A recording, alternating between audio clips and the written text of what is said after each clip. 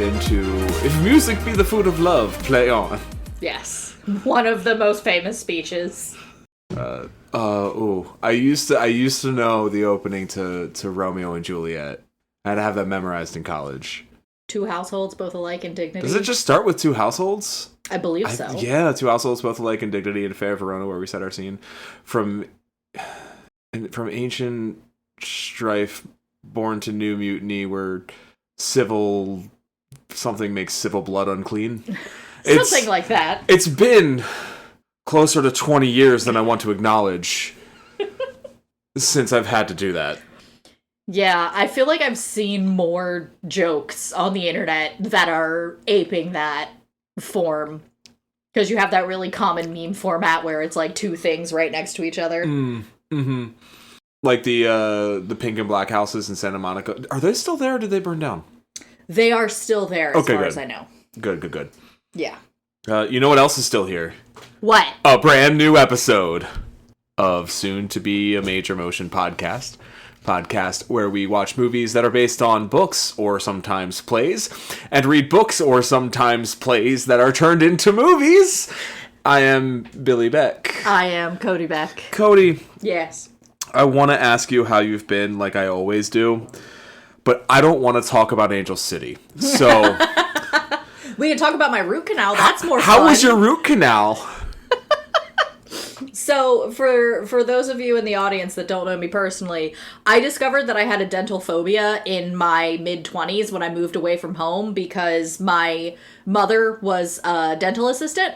So, my mommy So you're afraid of your mommy. My mommy was quite literally always in the room with me whenever I was having a dental procedure done. So, until I moved 3,000 miles away, I was unaware that I was actually genuinely terrified of the dentist. You never asked me to be your mommy in the room. I don't know how to respond to that. Not because you feel called out, right? Well, I mean, I was right here and you never asked. You also don't like the dentist! You Correct. Just as stressed out! Yep.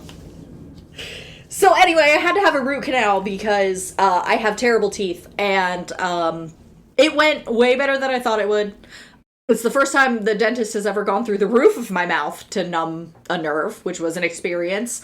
And it was also the first time I could feel the drilling in my cheekbone, which again was very weird. You're not making me want to go to the dentist. Brush your teeth and you don't have to. I have to go every 3 months now because I didn't go for a while. But yeah, so it went well. The most painful part was paying. And then I have to go back in a week to get a crown, which hopefully will not suck. And then I think I have to go back again for them to do something else. But yeah, so that's the experience that I had getting stabbed in the face a bunch this week. Oh, what a way to score a goal. If you're wondering what my week's been, the World Cup started. If you've listened to this podcast for long enough, you know how I get during large international sporting competitions. So the World Cup started. Mm-hmm. And I just watched Mexico score on Korea in a game that winner advances to the knockouts. Oh, that's so sloppy. Keeper, they just showed the replay. Keeper, hands on the ball, but can't quite get it down. Falls out, and player in the box just sends it into the net. Wide open net, no one's there to stop it. Well, he does trip over his own other player, which is not like the other player's fault. He should still have had his hands on the ball. I don't know why his fingers are bending. Like, you can't grip a football with your knuckles. You need a fingertip. Like, it was weird. It didn't look good. It looked like a mistake, and it was. Yeah. We'll see. There's still 40 minutes to play. In glorious 4K. Thank you, Telemundo. I'm realizing how much of high school Spanish stayed in there. Oh. Because occasionally, I will just completely understand something that somebody on commentary says. I'm like, wait a minute, what the... Do I speak Spanish? And then I'll pay closer attention. Can't get a fucking word. but subconsciously, it's still... Some of it's still in there. Deep in there. Buried. I mean, I had to Duolingo for a long time, too, so... Yeah. It's there. It's there. But besides all of that, Cody, Uh-huh. you read a play today. I did. I was hoping you were going to say I saw you reading something that I would get to talk about Harriet Tubman live in concert. Nope. Not giving you that opportunity for a separate book review. Which I also didn't see you read that, so... Yes, I read a play today. I read a play entitled Twelfth Night by a certain William Shakespeare, who, returning friend to the pod. Oh. What's it about? So it's about homoeroticism. No. Yes, but no. I mean... and on the 12th night, God made the gays! I mean, it does have to do with Christmas. So... a woman washes up on the shore of an island that she's unfamiliar, or a country that she's unfamiliar with. She decides to disguise herself as a man and seeks out the household of a local duke to kind of protect herself till she can get her shit sorted out, essentially. This duke is in love with a local lady who has sworn to never reveal her face for 7 years because she's in mourning for her father and brother. And this woman ends up falling in love with the disguised woman who is sent to woo her in the stead of the duke. There's also a background subplot with the servants torturing each other. And then the girl has a twin brother who she thought died in a shipwreck, but really he's still alive, and he shows up, and then there's some mistaken identities, and he gets secretly married to the lady because she has fallen in love with his sister, pretending to be him, and then they end up, misadventures ensue, and they end up getting happily married to the correct gender of partner that they prefer, and everything ends well. All's well that ends well. Shit, that's a different one. Wait, what? This one's Or What You Will, I think. Yes, 12th Night or What You Will. So, did you know that they made 12th Night into a movie? I did. I think I actually watched it in school. Helena Bonham Carter is in it. I didn't watch that. Oh. I watched a movie inspired by 12th Night. Ooh, we do love the inspired. Now, I don't know why I'm dragging this out. Unless you're hearing this in the trunk of one of our listeners' cars, you've seen the title of the episode, so you know that I watched the 2006 Amanda Bynes vehicle, She's the Man. Hell yeah. Now, Cody, did you watch She's the Man in high school? We did not watch She's the Man in high school. I have seen it, but I did not watch it in high school, no. Well, if you will, I'd like to... That wasn't even intentional. I'd like to give you a little reminder of what the film's about. Cody, would you like to watch a trailer? Sure, let's watch the trailer. Ladies, today we're going to go over the guidelines for a graceful, ladylike entree into society. Make sure she's in the back for the group photo. Viola was facing a fate worse than death. Sorry, Mom. I have a strict no ruffles policy. Until her twin brother Sebastian. Where are you going? London for a couple of weeks. What are you going to do about school? I was kind of hoping you could help me with that. Showed her a way out. Could you just, pretend to be me? You want me to turn you into your brother? Nobody in Illyria has even met Sebastian. They wouldn't know the difference. Now, she's headed to Illyria Academy. Let's go, kick, kill! Where the men have game and the women have attitude. Hey there, pretty lady. Ew, girls with butts like mine do not talk to boys with faces like yours. What up? We're gonna be tight, bro. Seriously, how old are you? I skipped a couple grades. There is something odd about that new boy. You are so busted! But at this school, everyone's got a secret. Wow. Duke wants Olivia. Do you like cheese? Who wants Sebastian. Isn't he cute? How you doing, babe? Who is really Viola, whose brother is dating Monique. So she hates Olivia, who's dating Duke, to make Sebastian jealous. What does your heart tell you? Huh? I mean, which one would you rather see naked? Who is really Viola getting jealous because she wants Duke, who thinks she's a guy. Okay. And this is where it gets really complicated. Excuse me, doofus. boy. Sexual tension, male-female dynamics. All part of the high school experience. Love is pain. I hate high school. Is it just me, or does this soccer game have more nudity than most? I'm not really good at talking to girls. Why? You're hot. What? You're an appealing guy. Guy man. The secret is out. Amanda Bynes, Alex Breckenridge, Channing Tatum, Robert Hoffman, Vinnie Jones, Laura Ramsey, and David Cross. I got lady troubles. I got a lifetime of knowledge. She's the man. Oh, Oh, right. Ow! Oh, for the love of God! Tell me if this sounds familiar. Oh boy. All right. I'm going to roll through the plot of She's the Man here. Stop me when I get something wrong. All right? Have my cheat sheet open. Viola is a soccer player. I'm gonna go ahead and stop you right there, Chief.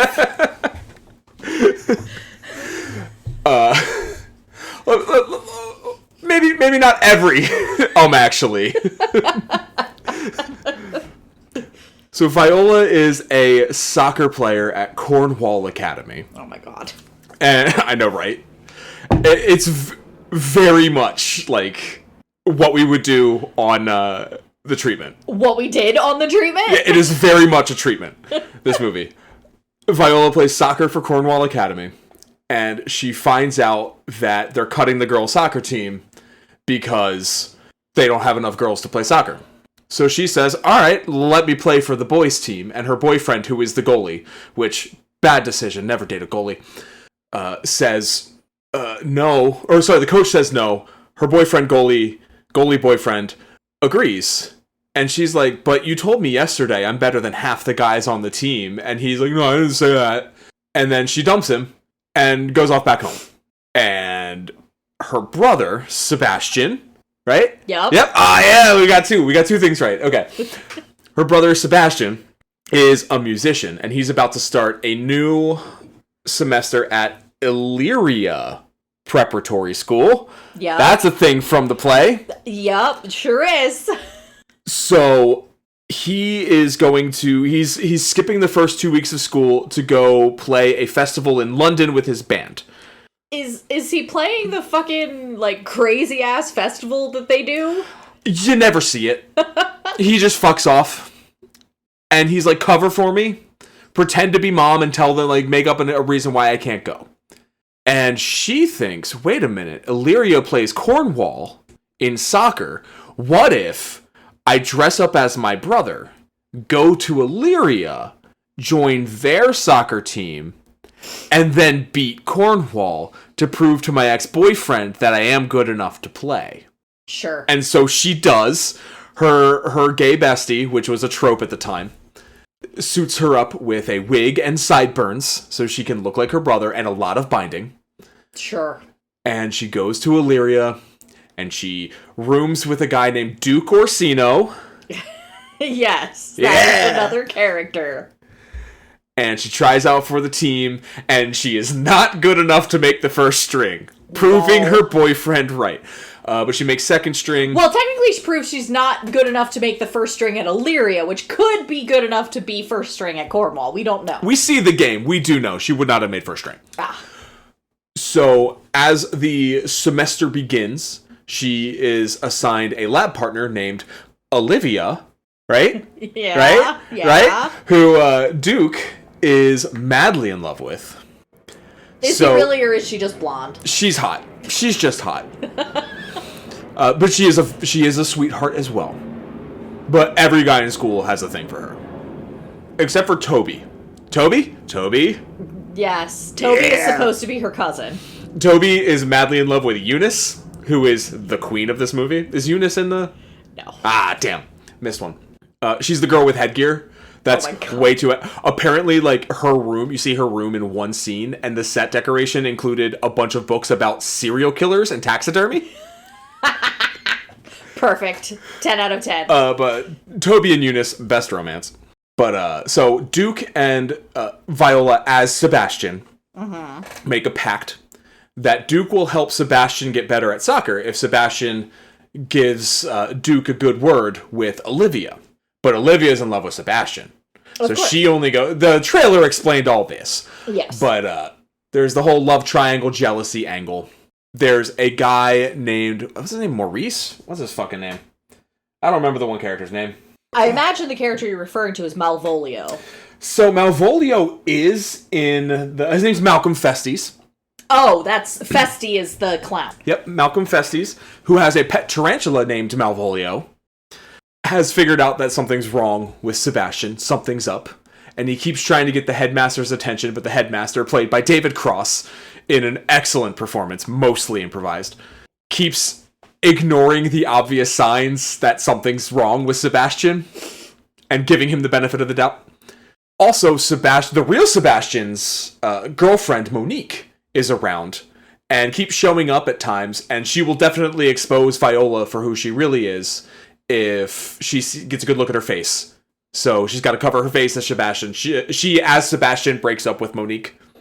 And Sebastian does the same, like via phone call at one point. But between Malcolm and Monique... What did I say, Monique? Is that what her name is? Did I even say her name? You did. Is that what her name is? Yes. I'm second guessing myself. Yeah, you're right. So Malcolm and Monique pool their resources and figure out what's actually going on before the big soccer game against Cornwall. And also, Sebastian shows up a day early, and Olivia, at Viola's advice, just sees Sebastian get out of a cab and kisses him, and Duke sees that and doesn't understand, the truth that now there's two Sebastians on campus. Of course. And has a big blowout fight with Viola Sebastian, who then spends a night in Eunice's room, and then real Sebastian just gets to his dorm room and goes to sleep in the bed and does not, no one notices shit. And then the next day is the soccer game, and both Sebastians oversleep, but the soccer guys get to boy Sebastian and dress him up, and he's not good at soccer. So he's playing the first half of this game real shitty. Coach Vinnie Jones, says he's like Bambi on ice out there, which is fucking hilarious. And girl Sebastian, Viola Sebastian, oversleeps because she's at Eunice's, and Eunice said she just looked so peaceful sleeping. I made you breakfast, darling, as she holds up a little muffin. Fucking Eunice is the best, I swear to God. So the soccer game happens, the first half is going really poorly, and halfway through, the headmaster with Monique and Morris, what's his fucking name? Malcolm. With Eminem in tow. Headmaster rolls up, stops the game in the first half, throws in a nice World Cup hydration break in there. Pausa de hydración. And announces to everyone that, Sebastian is really Viola. And Sebastian's like, no, I'm not. And he takes off his drawers and exposes himself to a crowd of people, most including children, because this is high school. And his dad is like, that's my boy. And then they're like, oh shit, we fucked up somewhere royal, crazy. And then at halftime, his sister pulls him off the pitch, takes his spot, gets back on the field, because in high school, you can sub off and sub back on, which is what happens to the characters. It's not a mistake, because it's allowed in high school. I feel like that bugged you. It bugged me before I knew that was a thing in high school. I was like, you can't come off and then come back on, but you can. Speaking of pausa de hydración. Oh, yeah. Mexico, Korea is on the hydration break right now. So, second half resumes. Illyria scores a goal. I think Duke scores the goal. Sure. I think it's a bicycle kick even. It's something crazy. I like how you're very focused on the soccer aspect of Look, this. we're doing this week because the World Cup is happening. I'm paying attention to the soccer. Boyfriend goalie's real mad at himself. And then a few minutes later, Duke is running down the field and he refuses to pass to Sebastian. Even though Sebastian, I think, fed him on his goal. And as a result of that, it gets dispossessed. And on the counterattack, Cornwall scores. Tied at 1. Getting late in the game. Viola gets in Duke's face. Like, yo, I understand you're mad.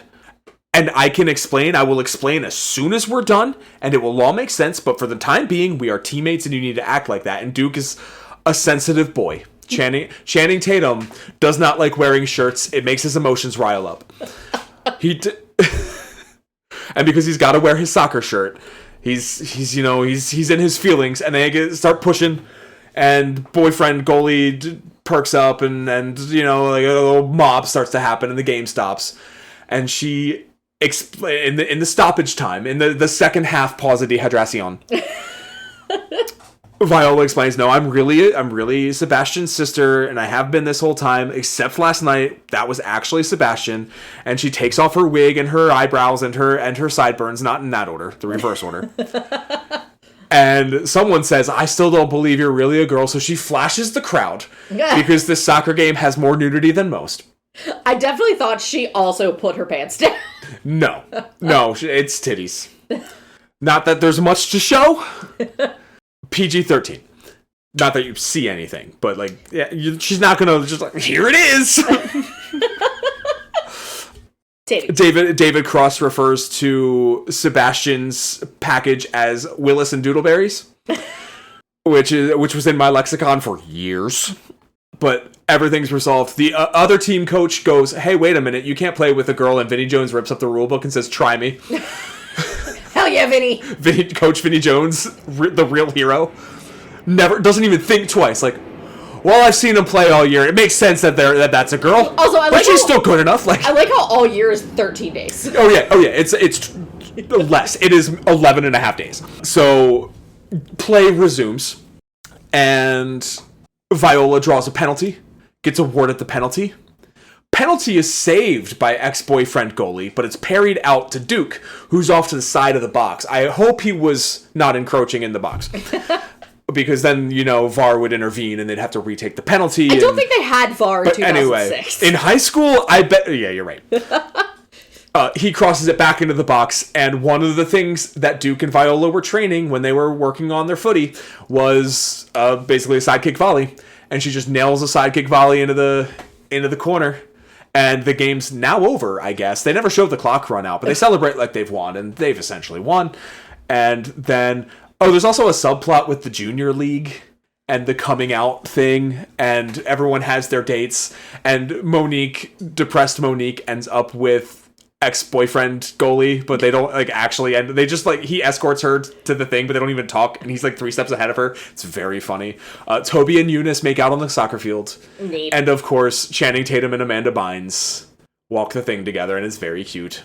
Yeah. And I kind of fucking love this movie. But you didn't interrupt me once, so I assume it's just one for one what happens in the play, right? It was...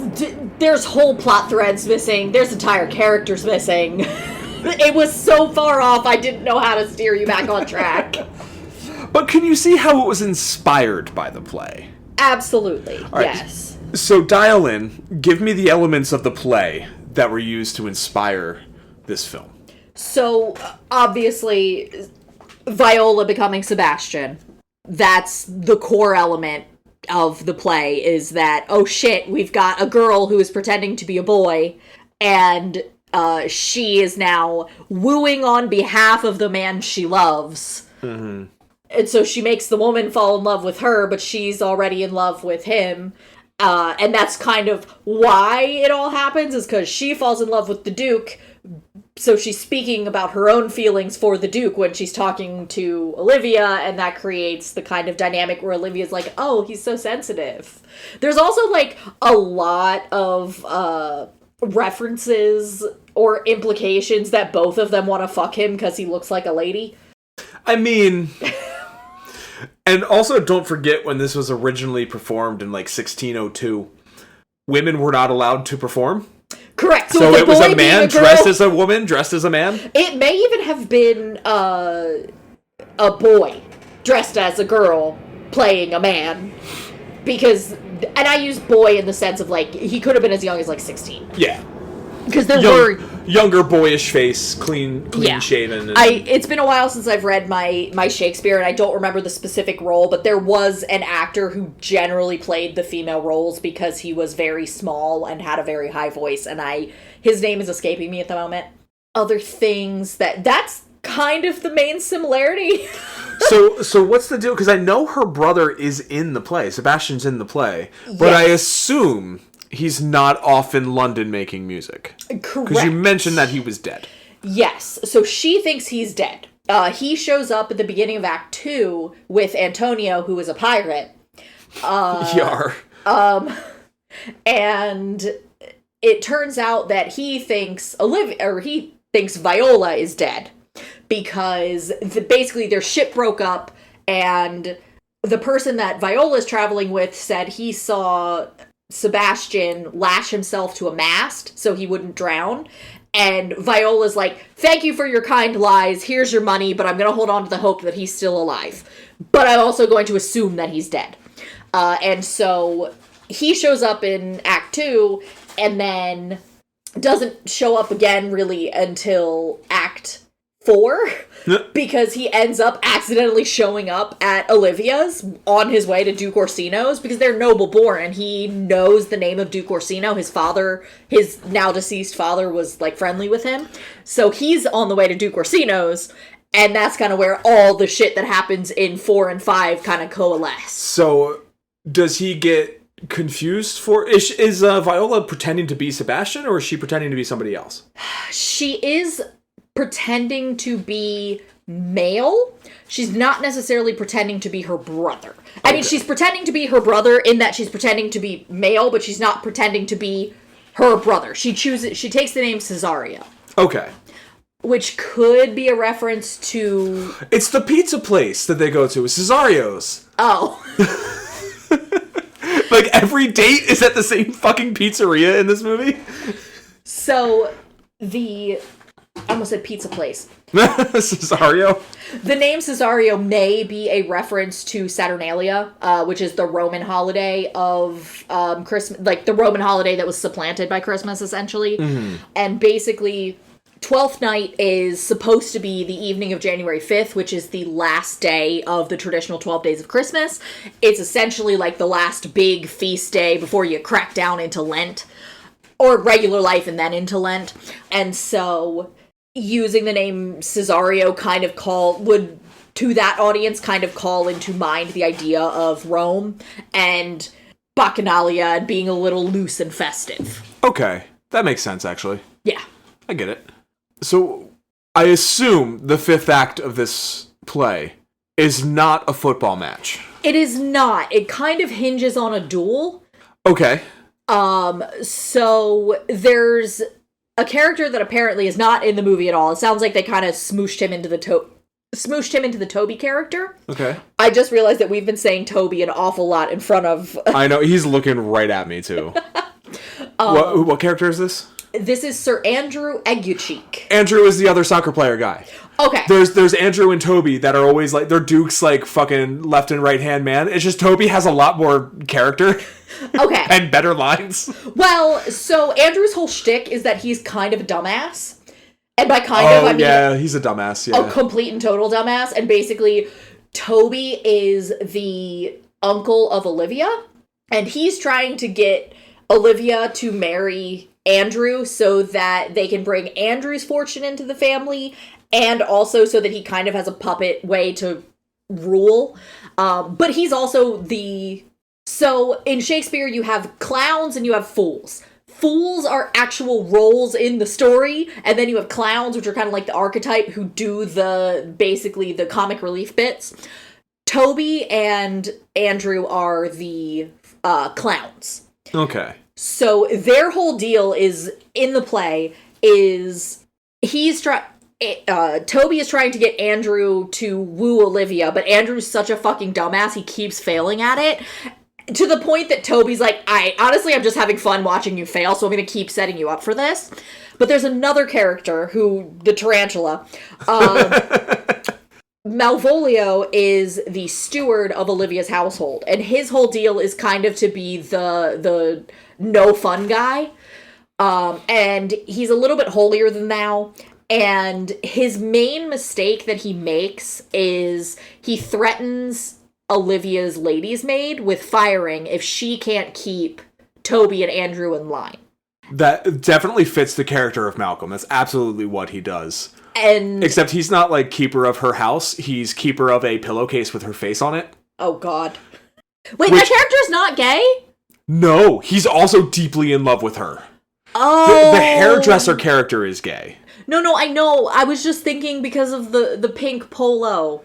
It was giving High School Musical. It's very giving Ryan from High School Musical, yeah. Yeah. No, I don't believe he's gay. I think he's holding a torch. And, Yeah, it does not go the way he plans. Also, apparently, according to the director, that pillowcase went missing. Oh no! After rap. Oh no! So, Malvolio, his major crime is pissing off all the other servants, essentially. And so Maria, who is the lady's maid, is like, hey, y'all, how about we fuck over this guy real good? And so they're like, yeah, we're in for that. Oh, did I tell you what Toby's full name is, by the way? Tobias Sullivan Beck. No, not your son. The character in the play is Sir Toby Belch. God bless you, William Shakespeare. Yeah, sometimes Shakespeare can be very non-subtle. I feel like we were always taught the fucking dense ones and the complicated ones in high school, where Shakespeare is like, nah, I'm gonna name this character Tony Burps. Look, there's a lady dressed like a dude. Shakespeare was wild. Okay. So there's a bit here. Sorry, jumping to a different character. Viola and Festi, who is the fool, have a little thing here where they're talking, and so it's going to start with Viola and switch to Festi. They that dally nicely with words may quickly make them wanton. And Festi replies, I would therefore my sister had no name, sir. And that's where I'm going to put my obligatory Zinedine Zidane joke.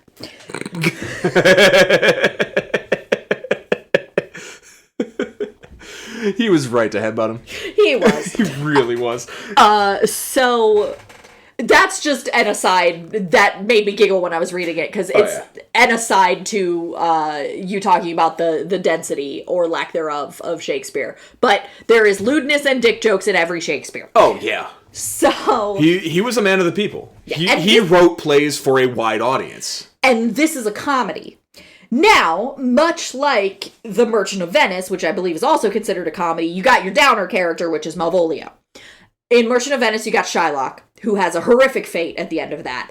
But in this, Malvolio, they trick him into thinking that Olivia loves him and essentially having heirs above his station. And so they use that to prove that he's insane. And at the time, what you would do to people who were insane or possessed was lock them in a dark room, possibly tied up. Yeah, that'll help. The prevailing theory was that the darkness would drive out the demons. Ah, yes. Nothing keeps you grounded like losing your ability to see anything and move your arms. So Malvolio, for the crime of threatening someone's job, ends up locked in a cellar for like an undisclosed period of time. Ooh, he was just a Karen. Yeah, kind of. And he got the punishment Karens deserve. So, yeah, it's pretty bad. He's a dick, but he doesn't. There are much worse characters in Shakespeare. And yeah. Yeah, he's kind of the thing that everyone always is like, ooh, let's not talk about him. Let's not adapt that into any of the various adaptations, because it's real dark. Yeah, he mostly just gets embarrassed in this one. Just publicly humiliated. Except, no, he's also vindicated. He's just, like, humiliated for an hour, and then it's revealed that he was right the whole time. Yeah, but he's already made himself look dumb. Yeah. Yeah. So you've got the whole Malvolio and other servants subplot that isn't really covered. And then Festi is the fool. And he is basically the one who's kind of speaking directly to the audience. He plays a similar role to like Puck in Midsummer, in that you get the vibe that he's the one who's kind of like wink wink nudge nudge to the audience, including directly speaking to the audience at the end. So would he be the headmaster, or maybe not even close? No, I think the headmaster is just unique to this film. But yeah, I mean, Ben Kingsley played him in the Helena Bonham Carter 12th Night. So the other name in that movie. Yeah, I mean, they did a stage production of it relatively recently with Anne Hathaway as Viola. Is that the one with Eddie Izzard? What did she do? She did something recently. I don't. That was Shakespeare. Hamlet. She did Hamlet. Oh, okay. I think. Yeah, she did Hamlet. I think she did all of Hamlet. There was a 2009 production of Twelfth Night at the Public Theater. I know. And that included Audra McDonald and Raul Esparza. Oh, shit. And that promo poster makes the rounds on the internet every once in a while because it's Audra McDonald and Anne Hathaway almost kissing with Duke Orsino, aka Raul Esparza, just like right behind her head. Hot. It's real hot. I think I know my high school did a field trip every year to a Shakespeare play. Mm-hmm. And I'm pretty sure the one I went to was Twelfth Night, but I could be wrong. So I believe that we covered Twelfth Night in my Shakespeare class that I took as a junior, but I did not go to see any live Shakespeare with that. We instead did, with the theater extracurricular, we went to see a local college production of Two Gentlemen of Verona, and that was my first live Shakespeare. So yeah, this was actually my first time reading Twelfth Night, because I never, even in college, like, we didn't touch on it, because it's not really one of my favorites. Oh, really? Yeah, not to jump ahead or anything. That's fine. I mean, I don't have a whole lot to talk about on this one, other than, like, the art of adapting fucking Shakespeare, modernizing Shakespeare to... So, there is actually another She's the Man. Did it stay out? I think that stayed out. Oh. Wow! So, there is another adaptation. Are you talking about Disney's Motocrossed? No. 1968, Your Own Thing was Twelfth Night in the modern day. Huh. And it was a musical. Oh. Yeah. Interesting. Yeah. And then the next, like, of note production was in 96, was Imogen Stubbs as Viola in a movie. But that's the Helena Bonham Carter one. No. Yeah. Helena Bonham Carter is Olivia in that one. You said Imogen Stubbs is Viola. Yeah, you're right. You are correct. So, yeah. And that was set in the 1900s. So it wasn't even, like... That. It was still period for... Yeah, it's a lot of, so much of this play relies on, as with a lot of Shakespeare, relies on you understanding references that aren't necessarily, like, an Elizabethan audience, even as, like, at the lowest level, even the groundlings would understand a lot of the basic references because it's, like, pop culture. Yeah. It's, like... It would be like you going to Japan and expecting to understand the same things in the same way that you understand it in the US.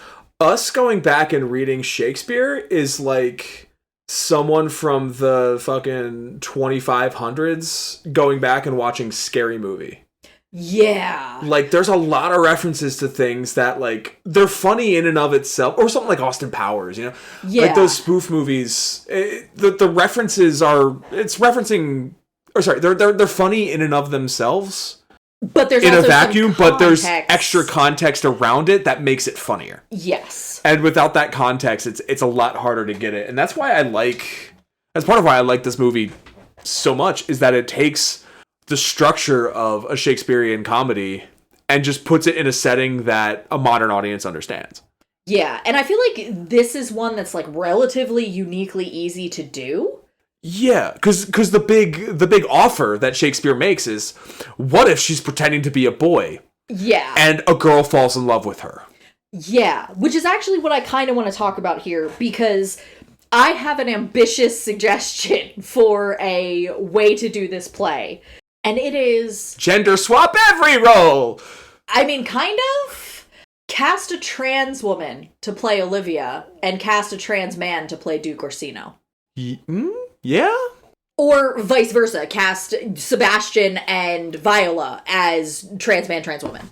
I'd be okay with that. Yeah, because I think there's a lot of... Obviously, there's a lot of gender ideas and education and construction that we don't understand from Elizabethan England. There's some there's a lot of literature on the subject, but there's some literature about Twelfth Night specifically, that subtitle of what you will and what that means. Because the Elizabethans would have understood the term will to mean kind of like fate or force. So... basically what you will, you can interpret that as meaning like, this is not a serious thing, this is like a fairy tale, and the moral is kind of like, we're going to be a little loosey-goosey here. Whereas you can also interpret that to mean in the sense of like, wherever you find love, take it. Whether that's woman and woman, man and man, man versus woman. And then you have the extra additional layer of a boy playing a girl playing a man. Yeah. To chew on that role with. But I think it would be really interesting to set it in a more modern context with our modern ideas of gender or lack thereof regarding gender. Well, I think that would be... Everyone's non-binary. How does this play change if every character is non-binary? It almost doesn't work. Because, the central conflict relies on heterosexual relationships, and the central comedy relies on someone not pretending to be the opposite gender amidst a love triangle in heterosexual relationships. That's where the comedy is. I think it heightens the satire. Because a lot of what Duke Orsino says, he will directly contradict himself about the nature of men and women. Because in the specific reference that I cited is in Act 2 Scene 4, line 31 to 37. He's talking about how fickle men are and how women should always marry men that are older than them because men are more set in their passions as they get older. And then he turns around later in that scene and he says, "There is no woman's side can bide the beating of so strong a passion as love doth give my heart. No woman's heart so big to hold so much, they lack retention." So basically, men are fickle, but women can't love as deeply as men. And that's something that goes through his characters. He's not actually in love with Olivia. He's in love with the idea of being in love. And the way that he describes what a man is and what a man should be in a relationship and how deeply he feels this emotion, I feel like that's even funnier if it's coming from someone who doesn't visibly read as a man. Yeah, I can see where the comedy is there. I would have to see it. Yeah. I would have to see it. I just think that you could kind of play with the satire in the way that they're talking about gender and the roles of gender and the rules of gender. Because another thing that's interesting is you described the ending where they're walking together, and I assume the Viola character is dressed as a woman at that point, right? Yes. Once Viola puts on man's clothes, you never see her in women's clothes again. Really? Yeah. The play ends with them going to get her clothes, but the rest of the play, she's in dude's dress. I feel like I feel like Amanda Bynes' contract. Oh, they're throwing shit on the field during a corner. Fucking grow up. Amanda Bynes' contract required her to be in Amanda Bynes mode a few times during the movie. She's in her fucking mode, but her persona, because it's fucking Amanda Bynes. You know? So to shift gears a little bit, I am an Amanda Bynes scholar. Oh boy. So do we want to talk about the elephant in the room with this? Since we're already talking about gender. That Amanda Bynes actually had serious mental health repercussions from making this movie. Yeah. Because seeing herself dressed as a boy on screen, actually fucked with her. Yeah. And she had massive dysphoria about it. The second time I watched it yesterday, I watched it with cast and director commentary. Mm-hmm. So you've got the director, you've got Bynes, you've got Channing Tatum, you've got the girl who played Olivia, you got the soccer goalie boyfriend, and I think one other person was there. Monique was there. Maybe not Olivia, maybe it was just Monique. Anyway, you could hear in Amanda's voice when they're talking about the makeup and talking about how she looks as a boy. You can hear her kind of recede in the conversation and try and laugh things off, but her voice changes and you can tell it's messing with her. And it is kind of haunting knowing that happened, you know? I also think knowing what we know now, that she was undiagnosed bipolar, I believe, is the official diagnosis at this point. That makes a lot of sense. And also knowing what we know now from Quiet on Set. Yeah. And other things. I think it's clear that this was a straw that broke the camel's back, and it's not necessarily anything that anyone involved in the production did wrong. It was just the last thing on the pile of an already fragile person. Yeah. Because, judging from that commentary listen, everyone had a blast on that set. It sounded like a fun movie to make. Mm-hmm. And a lot of that comes out on screen, too. With performances like David Cross's and some of the other minor, like I said, Toby and Eunice are just gems in this movie. And the fact that Art Deco was doing things in the Hastings house, Amanda Bynes' family's house, all of the art has to do with dogs. They do not own a dog. In, I think it's Monique's room, there are 3 paintings of purses. And the aforementioned Eunice's room having serial killers and books about taxidermy. Like, people were having fun making this movie. And it just sucks that it affected her so deeply. Because she worked her ass off on that movie, too. All the soccer shit, like, they barely had stunt people that weren't the actors. Like, they did, but a lot of what's on screen is the actors doing their thing. Mm-hmm. And Amanda was doing actual physical soccer in sweatpants, a sweatshirt, padding, and a wig. Oof. Like, the tryout scene, like, she's actually gassed because they were fucking working them out. And they had soccer. She and Channing had never played soccer before, and they had soccer training as well. Like, she worked to do this movie. Well, Channing probably had a little bit of cardio, so. Did you know that, like, Amanda Bynes essentially discovered Channing Tatum? I did not know that, actually. He had done almost nothing before this movie.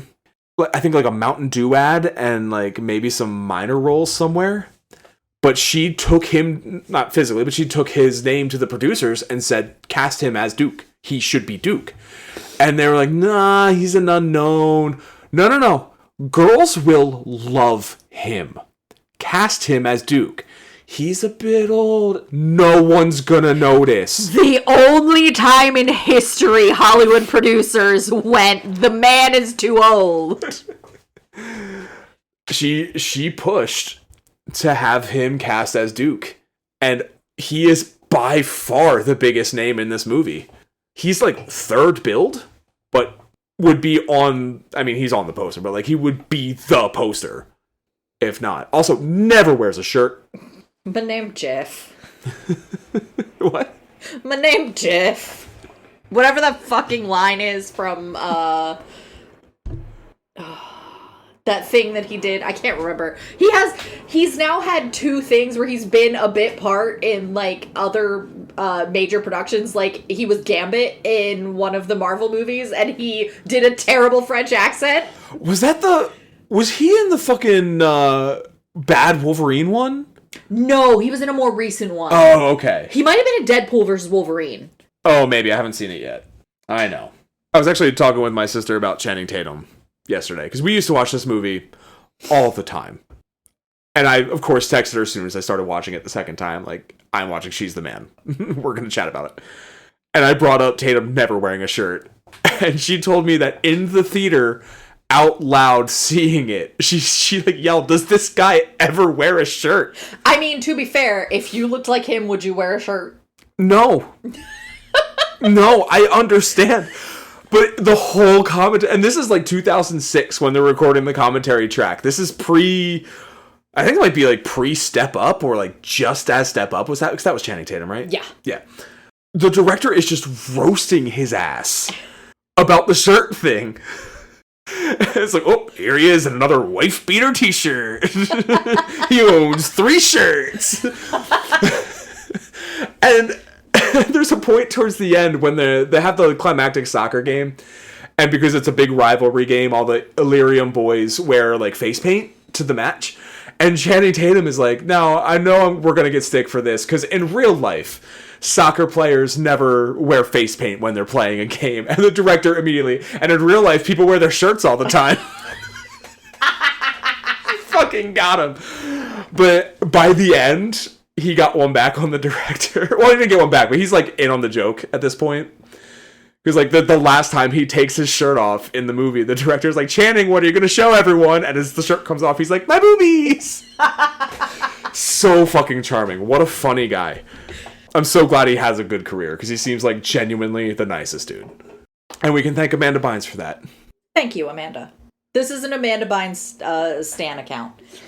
I grew up watching her on all that and the Amanda Show when I was a kid. And when I was 16 and this movie came out, and she shows up in that one scene in that white dress with the straps, brother. You would love the movie What a Girl Wants. I think I saw it when it came out. I'm sure I watched it with my sister. I was deeply obsessed with it. Was it because I wanted to be her? Was it because I wanted to be with the guy she's with in that movie? Or was it because I wanted to be with her?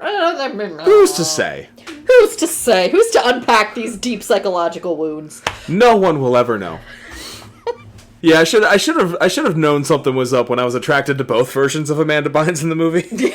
You just like a girl with short hair. I just like boys that look like girls. I like girls in strappy dresses. If I may quote you from the other evening, give me a twink. Give me a little gay boy. That one's for you, Sean. Love you, buddy. Do we have anything else? I mean, I could contextualize it a little bit in terms of where it fell in Shakespeare's works. Who cares? We're not a Shakespeare podcast, so... That's true. I feel like I need to remind people that I'm not stupid, even though I, sound like a moron half the time on these podcasts. I promise, I'm smart. I read things. You read, 6 books for each episode, and then we barely touch on them. I'm not reading the whole book. I'm just reading the little pieces, but... No, you're reading the whole book. I watch you. As you do it. To make sure that you're doing your side of the... You make sure you're doing your part of the podcast. You're half of the relationship. I can't fucking talk. I've had a day. I've had a fucking day. I had some questions that I don't think are going to be answered by the play. Okay. But these are questions I had during the movie. So you let me know if the play has an answer to these. Sure. Does Viola just abandon her actual schooling to go to this new school? What happens there? I was going to ask you, how fucking lax is Cornwall's attendance policy that she's gone for 2 weeks? Well, considering that they just shat on Title IX and cut the girls' soccer program without cutting the guys. Well, yeah, that's fair. Does Illyrium not require a physical to play on an athletic team? Apparently not a very invasive one. Because I had to turn my head and cough before playing middle school soccer. Maybe she went as a woman and had a female physical and got approval and just scribbled off Viola and handwrote Sebastian on the paperwork and then submitted that and then got through. Well, maybe they just submitted the paperwork from his last physical, depending on how recently that was. He's not an athlete. But regular doctor physical if it's within a certain time frame. Oh, I had regular doctor physicals, but I still had to let that old man hold my testicles and turn my head and cough, and that was all the physical was, which makes me wonder if I got molested in middle school. Yeah, I'm wondering. Because I feel like there should have been more to that than to turn her head and cough. Yeah, that kind of seems like a problem. Joke's on him, though. I shit my pants that day. Before or after? Before. I never told you the story? I think you have! The day of my soccer physical in 7th grade, I overtrusted a fart first period. First period? First period! I did my best to clean it up, but Lord knows it wasn't clean. It also wasn't a big manly poop. I was, 12. The thing is, you were 12, but also you were 12. I guarantee you were still the cleanest boy there. You know what? Who's to say? Who's to say? I thought I had a third question. Nope, don't. Amanda Bynes based her way of speaking as a guy on Jack Black. That makes a lot of sense. Yeah. Actually, see, just the little bits from the trailer. Got a lifetime of knowledge. Sure. Touching back on the gender thing, though. This is a point I wanted to make earlier. Because you were saying that, Duke kind of gets things back. He'll say one thing and do the opposite based on, gender norms. The movie, it's not, the point of the movie, but it does do that, where she is regularly, showing a sensitive side as Sebastian, and then guys are like, you're being sensitive. And then just immediately titties and bongs, just being a dude. But the part where the two of them bond is where Duke gets sensitive. And she, slowly drops Amanda Bynes gives an incredible performance in this movie, by the way. She drops the voice and just goes to a normal voice, and they're just having a conversation. And he doesn't realize, or he doesn't acknowledge that her voice has changed, because to him, she's just shedding the facade that he keeps on all day of gotta be Masculinity masculinity. is a prison. Exactly. The fucking patriarchy and masculinity and all of that bullshit. And I do appreciate that it's not beaten over the head. It's barely even highlighted, but it's present in the film, and I do appreciate that. So they did actually do I almost said biblically accurate. There was a 2012 production at the Globe where all actors were male. So, yeah, Stephen Fry played Malvolio. Okay. And someone named Mark Rylance played Olivia. Someone named Mark Rylance? Yes. Cody. Yeah. Someone named Mark Rylance. I don't respect men. As I'm Googling to remember why I know the name Mark Rylance. He won a Tony for 12th Night. Oh, sweet. He was in Bridge of Spies. That's what he won the Oscar for. Okay. He was in fucking Ready Player One. Oh. Yeah, he was fucking the dude. He was Halliday. Oh, okay. In Ready Player One, and I think he was the BFG in the BFG as well. Yeah, he was the BFG in the BFG. He's appeared on the pod a few times. Okay. I'm scrolling, just for funsies, I'm scrolling through the cast, and I don't particularly recognize a lot of these names. Stephen Fry is, like, obviously the biggest name, and then you have Mark Rylance. Antonio, a character who was completely cut from the movie, was John Paul Connolly. Fabian, again, minor character, James Garnon. Maria was played by Paul Shahidi. The priest... Maria, not cut from the movie. She has one scene in which she tells Olivia to date Duke to make Sebastian jealous. Sure. Sir Toby Belch was played by Colin Hurley. Captain was played by Jethro Skinner. Festy was played by Peter Hamilton Dyer. Olivia was Mark Rylance. Sebastian was Samuel Barnett. Viola was Johnny Flynn. Curio was Ben Thompson. Malvolio was Stephen Fry. And Orsino was Liam Brennan. And Sir Andrew Aguicheek was Roger Lloyd Pack. Huh.